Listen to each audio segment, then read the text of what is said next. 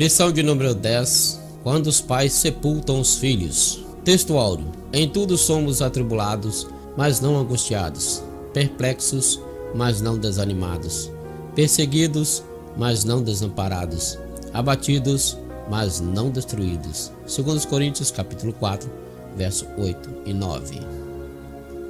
Verdade prática. Não devemos ser indiferentes à morte inesperada, mas também não podemos nos desesperar como quem não tem esperança. Leitura bíblica em classe está em Jó, capítulo 1, verso 13, verso 16 a 19. E sucedeu um dia em que seus filhos e suas filhas comiam e bebiam vinho na casa de seu irmão primogênito. Estando este ainda falando, veio outro e disse: Fogo de Deus caiu do céu e queimou as ovelhas e os moços e os consumiu. E só eu escapei para te trazer a nova. Estando ainda este falando, veio outro e disse: Ordenando os caldeus 3 bandos, deram sobre os camelos e os tomaram, e aos moços feriram ao fio da espada. E só eu escapei para te trazer a nova. Ainda este falando, veio outro e disse: Estando teus filhos e tuas filhas comendo e bebendo vinho em casa de seu irmão primogênito, eis que um grande vento sobreveio dalém do deserto e deu nos 4 cantos da casa, a qual caiu sobre os jovens e morreram. E só eu escapei para te trazer a nova. Introdução. O patriarca Jó era um homem próspero, tinha uma família feliz e desfrutava de razoável segurança. Sua esposa era mulher dedicada à sua casa e tudo parecia dentro da normalidade, até que a tragédia familiar se abateu sobre a sua casa. Nessa lição estudaremos a respeito da morte dos filhos de Jó e como a família do patriarca passou por essa tragédia. Veremos que a experiência de os pais sepultarem os filhos talvez seja a experiência mais dolorosa da vida humana e, ao mesmo tempo, como podemos encontrar na Bíblia, a palavra de Deus, consolo diante desse quadro. A família de Jó. Quem era Jó?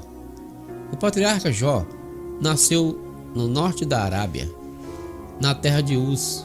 As pesquisas dizem que ele viveu numa época anterior à de Moisés, antes mesmo de Abraão, entre os séculos 25 e 28 a.C. Naquele tempo, a longevidade humana era maior que a atual, o que explica a sobrevida de 140 anos do patriarca. Mais especificamente, ele nasceu depois do dilúvio e tornou-se um homem rico e próspero. Seu caráter santo foi testemunhado pelo próprio Deus. Homem sincero, reto, justo, temente a Deus e por isso se desviava do mal. Jó, capítulo 1, verso 8. A esposa de Jó. Tudo que se sabe a respeito da esposa de Jó é o que está registrado no capítulo 2 do livro de Jó. Ela ganhou a fama de uma mulher insana e ambiciosa por causa da perda de todos os bens materiais e dos filhos que foram mortos por uma tragédia. Ainda Jó foi vítima de feridas purulentas, das quais ela teve repugnância. Todavia fazia o seu papel de esposa, não abandonando o patriarca. Indiscutivelmente, a mulher de Jó foi perdendo a paciência diante da provação de seu esposo. Seu desespero afetou sua fé a ponto de levá-la a declarar para seu marido: amaldiçoa a Deus e morre. Ela teve 10 filhos com Jó, e como não se deixou influenciar pela proposta desesperada de sua esposa, o patriarca suportou tudo até que Deus virasse a sua sorte e transformasse o mal em bênção. Os filhos de Jó. Jó estava atento ao modo de viver de seus filhos. Estes tinham uma rotina social de banquetes, muita comida e bebida.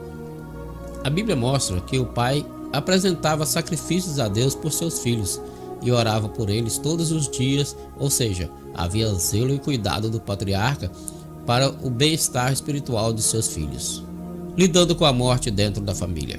Jó e sua esposa foram surpreendidos pela morte dos filhos. Os versículos 18 e 19 relatam o momento em que a notícia da morte de seus filhos chega à casa de Jó. Quando tudo parecia normal, a morte os surpreendeu. Todos os seus filhos morreram.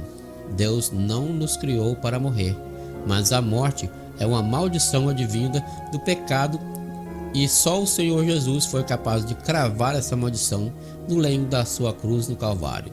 Assim, todos ficamos perplexos diante da morte, e principalmente quando ela envolve alguém próximo a nós. Por isso, a palavra de Deus nos mostra que devemos estar conscientes quanto à realidade da morte. Não temos domínio nenhum sobre ela. Entretanto, a nossa confiança está em Cristo, e por causa da sua ressurreição, podemos afirmar que a morte não nos reterá na sepultura, mas servirá de meio para adentrar a vida eterna com o nosso Salvador. João capítulo 5, verso 24. Razões para a tristeza do luto de Jó e de sua mulher. De certo modo, Jó tinha uma família feliz. Neste contexto, Satanás desafiou a fidelidade dele e o atacou frontalmente com a morte de seus filhos. A Bíblia não fala do sepultamento dos filhos de Jó, mas certamente ele aconteceu. É importante ressaltar que uma perda como essa traz uma tristeza imensa. A palavra de Deus diz que há tempo para tudo. Há tempo de sorrir e há tempo de chorar. A tristeza e o choro passaram a fazer parte da família de Jó, outrora feliz e próspera. Fidelidade ao Senhor em meio à dor.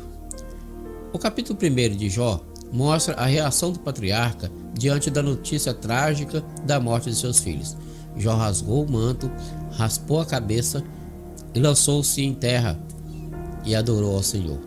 Isso mesmo, Jó adorou a Deus. Aqui ele iniciou o processo de aceitação do ocorrido diante do Senhor da vida. Essa passagem bíblica nos mostra que a dor da perda não passa, mas o processo de aceitação torna o luto mais digno. Por isso o patriarca pôde dizer em atitude de adoração: nu saí do ventre da minha mãe e nu tornarei para lá. O Senhor deu, o Senhor o tomou. Bendito seja o nome do Senhor. Jó capítulo 1, verso 21. Ainda o texto bíblico diz que Jó em tudo não pecou, nem atribuiu a Deus falta alguma. Jó capítulo 1, verso 22. O sofrimento imerecido.